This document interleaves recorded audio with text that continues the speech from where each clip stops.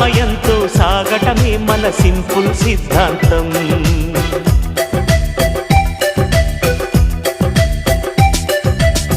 చిరుగాలికి పరిమళమిచ్చే సిరిమల్లెల వనమై ఉందాం. గగనాన్ని నేలను కలిపే హరివిల్లుల వంతెన అవుదాం.